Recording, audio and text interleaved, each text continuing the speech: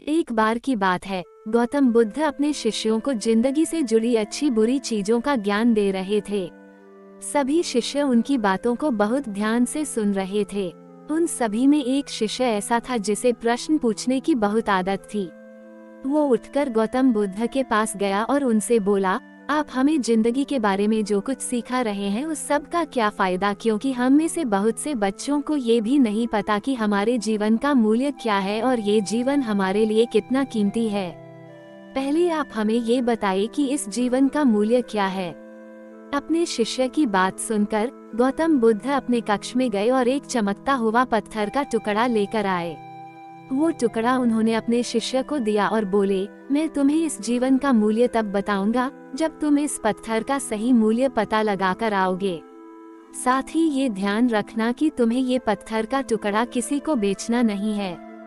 गौतम बुद्ध की बात मानकर वो शिष्य बाजार की तरफ चला गया। बाजार में सबसे पहले उसकी नजर एक फल बेचने वाले पर पड़ी और उसने वो पत्थर उस फल वाले को दिखाया और बोला, इस पत्थर के बदले आप मुझे कितने फल दे सकते हो। फल वाला बोला, ये पत्थर कुछ खास तो नहीं है, लेकिन फिर भी इसके बदले में तुम्हें 10 केले दे सकता हूँ। वो शिष्य उस पत्थर को लेकर आगे चला गया। फिर उसे एक सब्जी वाला मिला। शिष्य ने उस सब्जी वाले से उस पत्थर की कीमत पूछी। सब्जी वाले ने उस पत्थर को ध्यान से देखा और बोला, इस पत्थर की कीमत के बदले में तुम्हें ज्यादा से ज्यादा एक बोरी भरकर सब्जियां दे सकता हूँ। इसके बाद वो शिष्य उस पत्थर को लेकर एक सोने के व्यापारी के पास गया। उस पत्थर की टुकड़े की चमक देखते ही उस सुनार ने उसकी कीमत 100 सोने के सिक्के लगाए। शिष्य ने वो टुकड़ा बेचने से मना किया तो वो सुनार उसके बदले 200 सोने के सिक्के देने को भी राजी हो गया, लेकिन शिष्य ने वो पत्थर नहीं बेचा। इसके बाद वो शिष्य एक हीरों के व्यापारी के पास गया और उनके सामने उसने वो पत्थर के टुकड़े को रख दिया। उस पत्थर को देखते ही हीरों के व्यापारी ने एक साफ कपड़ा बिछाया, उस पत्थर को उसके ऊपर रखा, फिर उसकी परिक्रमा की और हाथ जोड़कर उस पत्थर को कपड़े में लपेटते हुए वो बोला, तुम जिसे मामूली पत्थर समझकर उसकी कीमत पूछ रहे हो, असल में ये एक बेशकीमती रूबी है। ऐसा रूबी हर किसी को नहीं मिलता।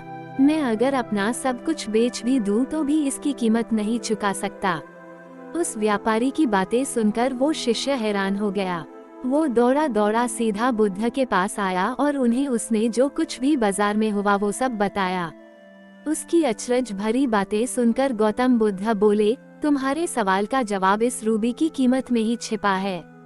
हमारा जीवन भी एक रूबी है, रूबी की तरह ये भी बेशकीमती है, लेकिन हम इस बात को हमेशा नजरअंदाज करते हैं और अपने जीवन का मूल्य नहीं समझते। हम दूसरों को देखकर और उनके जैसा जीवन जीने की कोशिश में अपने जीवन की कीमत को कम कर देते हैं।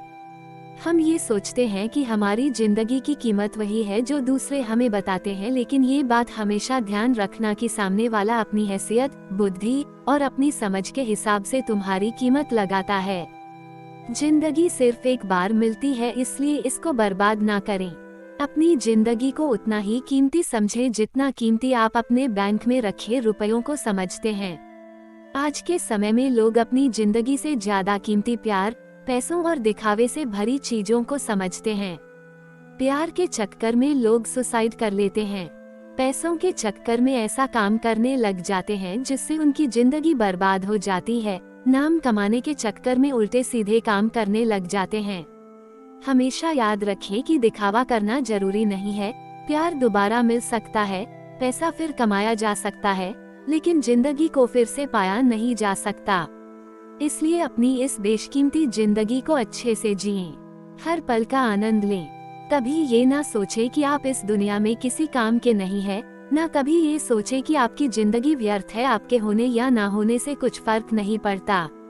जब भी ऐसे नेगेटिव विचार आपके मन में आए तो खुद को बस ये याद दिलाएं कि जीवन एक रूबी है और ये बेशकीमती है।